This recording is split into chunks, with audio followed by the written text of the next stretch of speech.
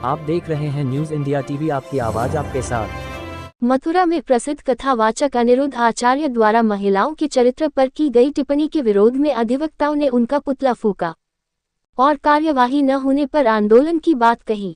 Mathura bar association के नेतृत्व में दोपहर 3 बजे वृंदावन के सुप्रसिद्ध कथावाचक अनिरुद्ध आचार्य का पुतला फूंका गया।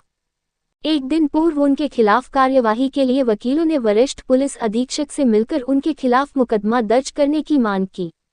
वृंदावन के जाने माने भागवताचार्य अनिरुद्ध आचार्य द्वारा लड़कियों पर दिए गए विवादित बयान का मामला तूल पकड़ता जा रहा है। प्रसिद्ध कथावाचक अनिरुद्ध आचार्य के खिलाफ विरोध प्रदर्शन करते हुए अधिवक्ताओं ने उनका पुतला दहन किया, क्योंकि जिस तरह व्यासपीठ पर बैठकर कथा के दौरान 25 और 26 साल की लड़कियों को लेकर और फिर 14 साल की लड़कियों की शादी करने का बयान दिया गया है, वह उन पर भारी पड़ता हुआ दिखाई दे रहा है। एसोसिएशन के सचिव शिवकुमार लवानिया का कहना है कि अनिरुद्ध आचार्य द्वारा महिलाओं के संबंध में एक वक्तव्य दिया गया है जो आपत्तिजनक है।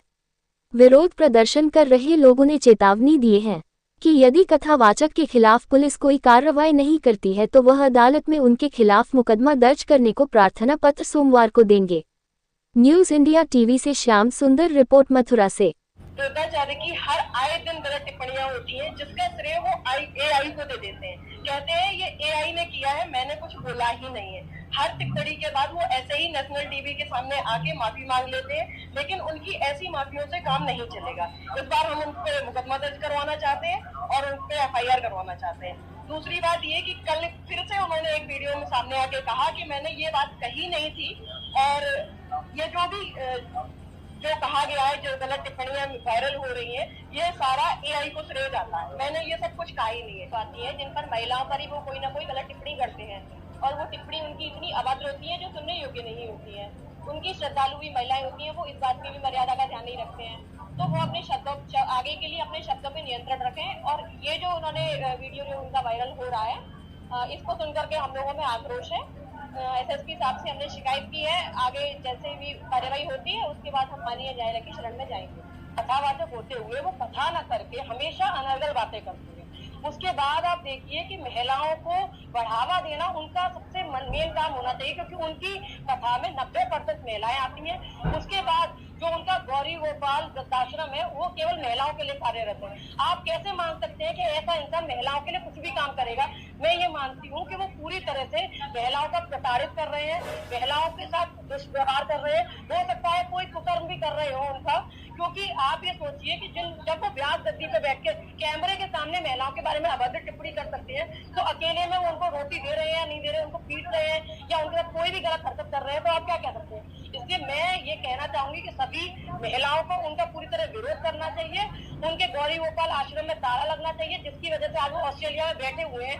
उन्हीं महिलाओं को अगर उनके बारे में उल्टा सीधा बोल रहे हैं तो उनको पूरी तरह से प्रतिबंधित कर देना चाहिए। उनको वृंदावन में एंटर भी नहीं करने देना चाहिए, और इसके अलावा उनको जूतों से ही उनका स्वागत होना चाहिए। अनिरुद्धाचार्य की एक टिप्पणी थी जिसमें उन्होंने ये नाबालिग लड़कियों की शादी को बढ़ावा देने के लिए कहा गया है कि 14 साल की उम्र में लड़कियों की शादी हो जानी चाहिए। 14 के बाद अगर लड़कियों की शादी होती है 25 साल तक, तो वो लड़कियां 4 जगह मुंह मार के आती हैं। फिर उन्होंने अपना बयान पलटते हुए ये कहा कि मैंने ये बात कही नहीं है, मैंने सिर्फ इतना कहा था कि हर लड़की के लिए नहीं है, कुछ लड़कियों के लिए, और उसका श्रेय एआई को दे दिया। करोड़ रुपए आ जाता है एकदम, तो उनको रावण का सा अहंकार हो जाता है। यही स्थिति अनिरुद्धाचार्य की है। इन लोगों के पास अरबों की संपत्ति इकट्ठी हो चुकी है, तो ये लोग व्यासपीठ की मर्यादा को भूल चुके हैं। अरे माँ बहन बेटियों के बारे में तुम इस प्रकार की टिप्पणी करोगे, और तुम इतने विद्वान व्यक्ति होकर भी ऐसा कार्य कर रहे हैं, तो मैं तो उनसे यही कहना चाहता हूँ, उनको बहन बेटियों से माफी मांगनी चाहिए। कथागण के सम्मान में, समाज की सभी महिलाओं के सम्मान में माननीय न्यायालय के समक्ष 156(3) में मुकदमा दायर करेगी, और जिसकी पैरवी बार एसोसिएशन मथुरा भी करेगी। अध्यक्ष और सचिव जो है उस मुकदमे की पैरवी करेंगे। और आज जो है पुतला फूंकने का, अनिरुद्धाचार्य जी का पुतला फूंकने का भी निर्णय लिया गया था। उसी क्रम में अभी जो है उनका पुतला फूंका गया है। आप देख रहे हैं न्यूज़ इंडिया टीवी, आपकी आवाज आपके साथ।